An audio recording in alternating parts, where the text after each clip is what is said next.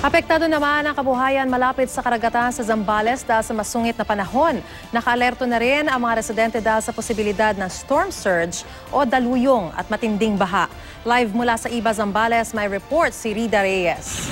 Rida?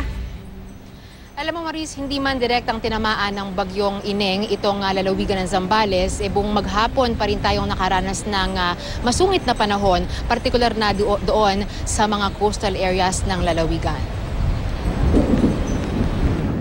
Maghapong nagdilim ang langit at umihip ang malakas na hangin na nagpahampas sa alon sa mga baybayin ng Zambales. Ito raw ang laging pinaghahandaan ng mga residente sa tuwing may nagbabadyang isang malakas na bagyo. Kaya tigil muna hindi lang kabuhayan sa dagat, kundi maging mga negosyo sa Pampang kahit pa holiday. Imbes na mayroon pong pupunta, nag-ano na sila, back out na sila kasi ganito nga ang panahon. Mahirap po kasing pag pumalaot, malakas ang hangin at malakas ang alon, yun po disgrasya po talaga. Hindi natin alam kung anong mangyayari sa atin pag nasa laot po tayo. Pero may ilang mga turista na ayaw magpaawat. Nakaschedule kami today, holiday, so wala kaming choice. Ingat na lang. Ganun. 11 coastal municipalities ang binabantayan ng PDRRMO. Halos lahat ng mga bayan sa buong Zambales malapit sa dagat. Kaya sa tuwing may tumatamang gantong sama ng panahon gaya ng habagat o ng bagyo, hindi lang ang otoridad ang mabilis na naka-alerto, kundi maging mismong ang mga residente. Pero hindi lang storm surge ang banta sa lalawigan pag may sama ng panahon, kundi maging matinding pagbaha at landslide na karaniwang nararanasan sa mga bayang nasa paanan ng bundok. Kaya binabantayan din ng mga ilog na maaring umapaw gaya ng Bukaw River na sa kasaysayan ay laging nagdudulot ng baha sa mga bayan ng Botolan at Iba.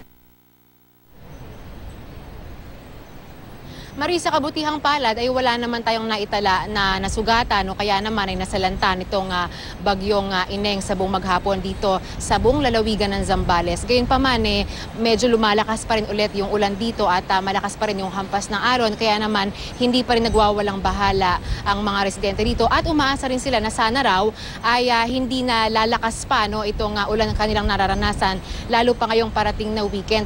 Dahil kung mangyari man daw yan Maris, panibagong banta na naman yung kanilang pinaghahandaan, yun daw yung matinding pagbaha, partikular doon sa mga mabababang lugar. Maris. Alright, Rida, kung matatandaan mo, not so long ago, di ba isa rin ang Zambales sa ibinalita natin na pinaka-naapektuhan, especially yung kabuhayan, dahil nga sa nagdaang bagyo naman, yung nakaraang bagyo. At yung kasamahan nating si June Veneracion ang nag-ulat na apektado talaga yung kabuhayan ng mga mangingisda dahil karamihan dyan mga mangingisda.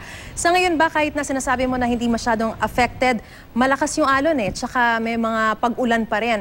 Naapektuhan ba yung kanilang kabuhayan at kung sakasakali, gaano maapektuhan naman yung local economy dyan sa lugar, dyan sa Zambales? Maris, ang hirap dito sa Zambales kasi every time merong banta ng southwest monsoon, isa ang Zambales sa pinaka sumasagupa, paakyat pa siya tapos hinihila pa nung katulad na yan, yung bagyong Ineng, hinihila siya. So yung alon talaga mataas. Siyempre every time na hindi kalmado ang dagat, automatic na tigil muna lahat ng mga kabuhayan ng mga mangisda na majority nga 11 out of 13 na mga bayan sa buong lalawigan ng Zambales nasa coastal area. Kaya malaki ang fishing industry dito.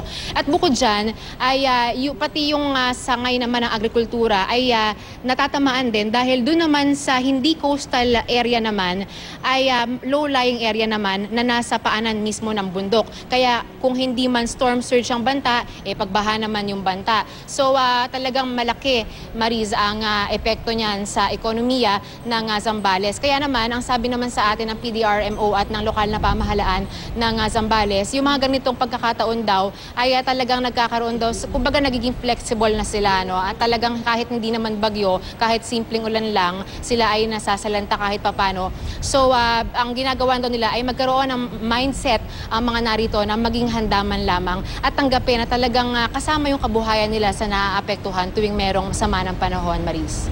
Maraming salamat. Ingat kayo dyan, Rida Reyes.